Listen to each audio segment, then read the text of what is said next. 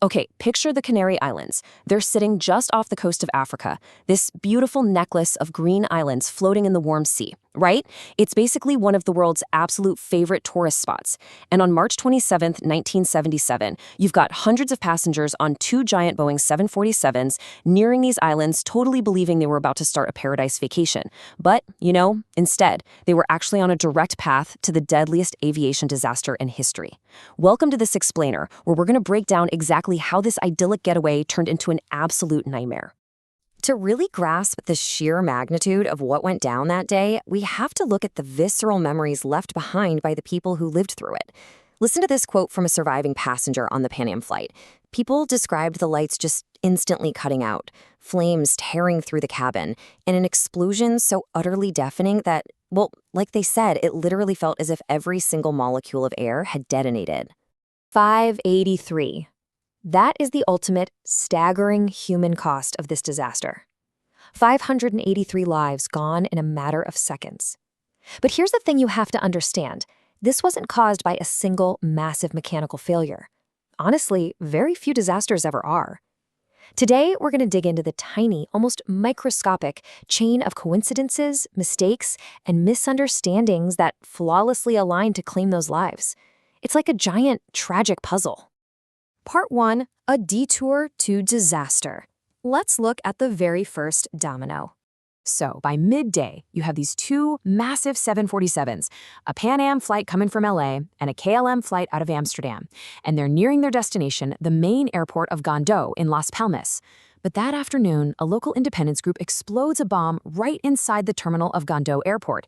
And worse, they called in a warning for a second bomb, which forced authorities to shut the entire airport down completely.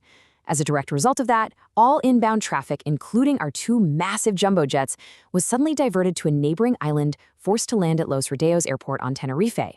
Now, here's where things get really tricky. This diversion airport was disastrously ill-equipped for this situation. Los Rodeos was just this tiny regional airfield perched high on a plateau. It was used to handling little light aircraft, definitely not a massive influx of fully loaded 747s. It had literally one single runway and a parking space roughly the size of a supermarket parking lot.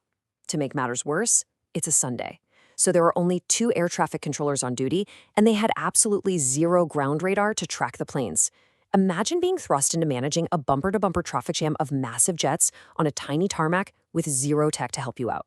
Part 2, the perfect storm gathers. Let's look inside those cockpits for a second, because the psychology happening in each plane was wildly diverging. On the Pan Am side, they'd been traveling for 14 hours. They'd actually requested to simply hold in the air above Las Palmas, but were denied. So now they're frustrated, they're exhausted, and they are physically boxed in on this tiny tarmac. Then on the KLM side, you've got Captain Van Zanten. Now he's KLM's star pilot, their chief simulator instructor, but he was facing a totally different kind of pressure. KLM had just introduced these super strict new rules, handing out severe penalties for pilots who exceeded their flying hours. If Van Zanten went over his limits, he literally risked losing his license and his entire career. Driven by the mounting stress of that ticking clock, the KLM captain makes a really fateful decision. He decides to take on fuel while they wait. 55 tons of it. That is a massive amount of fuel. Actually, it was enough fuel to get him not just to Las Palmas, but all the way back to Amsterdam. But this decision caused a crucial 30-minute delay while the plane was being fueled, and it fundamentally altered the physics of the aircraft, making it incredibly, incredibly heavy. But, right during that 30-minute refueling window, something pretty incredible happened. There was a young Dutch tour guide on board named Rabina Van Lans. She actually lived on Tenerife, and she realized, hey, it makes absolutely no sense to fly to Las Palmas only to fly back here the next day. KLM didn't want to let her off the plane, but she bent the rules herself and simply decided to stay at the terminal, and because she chose to break the rules to go see her boyfriend, she became the absolute sole survivor of that KLM flight. Meanwhile, the Pan Am crew is just desperately trying to get out of this traffic jam. They fire up their engines and try to simply sneak past the refueling KLM jet. The pilot and the engineer actually got out of the plane, walked under the wing, and paced out the distance. And guess what? They were short by a mere 12 feet. Because of 12 feet, they were completely trapped behind the KLM plane, entirely at the mercy of its refueling delay. It's just wild to think about. All right, part 3, blind on the runway, a totally hostile environment. So because Los Rodeos is sitting at a 2,000-foot elevation, this incredibly dense mountain fog suddenly just rolls right down the hills and entirely swallows the runway. I mean, visibility plummets from unlimited down to below 500 meters. And remember, no ground radar, so the two controllers up in the tower, they are completely blind. Oh, and the runway's centerline lighting is broken, just for good measure. Through this thick fog, the heavy KLM plane is ordered to taxi down the runway, turn around 180 degrees, and just hold there. The Pan Am plane is told to follow them down that exact same runway, but exit off to the side. But because they're literally groping through the mist, there is massive confusion in the Pan Am cockpit over whether the controller, whose English was a bit broken, told them to take the third or the fourth exit. And here is where we hit the fatal misunderstanding. There is a huge, vast difference in aviation between an ATC clearance and a takeoff clearance.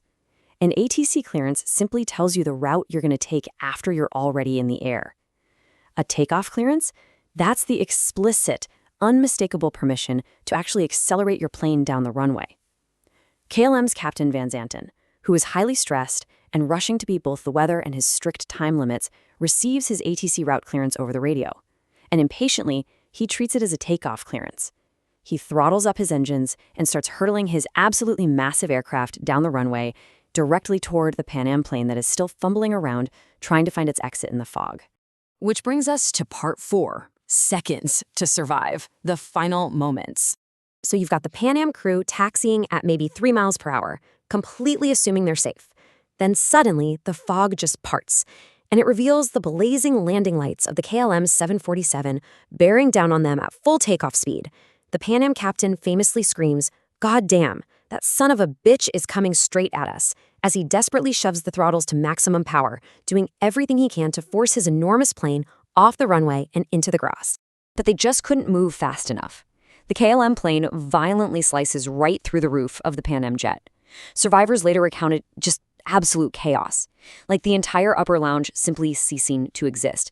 The floor completely collapsed, leaving this jagged hole. Passengers suddenly found themselves standing on rubble, looking down at pieces of the fuselage shifting like ice floes beneath them, desperately trying to yank each other from the burning wreckage before the disintegrating engines threw fatal shrapnel everywhere. And remember those 55 tons of fuel the KLM captain decided to load up to save time? Well, that decision is what ensured an inescapable inferno. The KLM plane managed to stay briefly airborne before slamming back down onto the runway, and that massive fuel load instantly ignited.